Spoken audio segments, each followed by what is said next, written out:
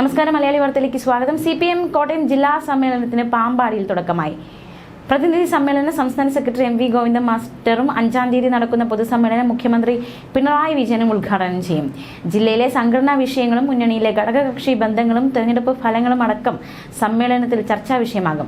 CPM Kottayam ജില്ലാ സമ്മേളനത്തിന് Pampady bus stand മൈതാനിയിൽ പതാക ഉയർന്നു. വിവിധ ഏരിയ കമ്മിറ്റികളിൽ നിന്നും പതാക, കൊടിമരം, ബാനർ, ജാഥകൾ സമ്മേളന നഗരിയിൽ എത്തിച്ചേർന്നതിനെ തുടർന്ന് സ്വാഗത സംഘം ചെയർമാൻ KM രാധാകൃഷ്ണൻ പതാക ഉയർത്തി. ഇതോടെയാണ് 4 നാളുകൾ നീളുന്ന സമ്മേളനത്തിന് തുടക്കമായത്. പാമ്പാടി കത്തീഡ്രൽ ഓഡിറ്റോറിയത്തിൽ തുടങ്ങുന്ന പ്രതിനിധി സമ്മേളനം സംസ്ഥാന സെക്രട്ടറി MV ഗോവിന്ദൻ മാസ്റ്ററാണ് ഉദ്ഘാടനം ചെയ്യുന്നത്. 5 കേന്ദ്ര കമ്മിറ്റി അംഗങ്ങൾ, 5 സംസ്ഥാന സെക്രട്ടേറിയറ്റ് അംഗങ്ങൾ അടക്കം 289 പ്രതിനിധികൾ പങ്കെടുക്കും.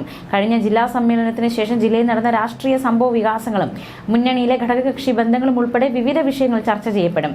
കഴിഞ്ഞ ജില്ലാ സമ്മേളനത്തിന് ശേഷവും വിവിധ മേഖലകളിൽ ജില്ലയിൽ പാർട്ടി മികച്ച പ്രവർത്തനങ്ങൾ കാഴ്ചവെച്ചിട്ടുള്ളതായാണ് ജില്ലാ നേതൃത്വത്തിന്റെ വിലയിരുത്തൽ. സർക്കാരിന്റെ വികസന ക്ഷേമ പ്രവർത്തനങ്ങളും ജില്ലയിൽ മികച്ച പൊതുജനാഭിപ്രായം വളർത്തിയെടുക്കുന്നതിന് സഹായകരമായി എന്നും ജില്ലാ നേതൃത്വം ചൂണ്ടിക്കാട്ടുന്നു.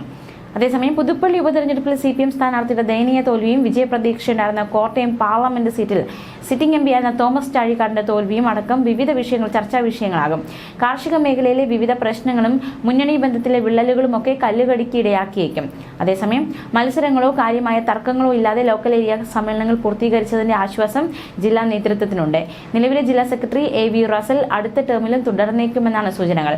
പ്രതിനിധി സമ്മേളനം 5-ാം തീയതി വരെ തുടരും. 5-ന് വൈകുന്നേരം നടക്കുന്ന പൊതുസമ്മേളനം മുഖ്യമന്ത്രി പിണറായി വിജയൻ ഉദ്ഘാടനം ചെയ്യും. ദൃശ്യങ്ങൾ കാണാം.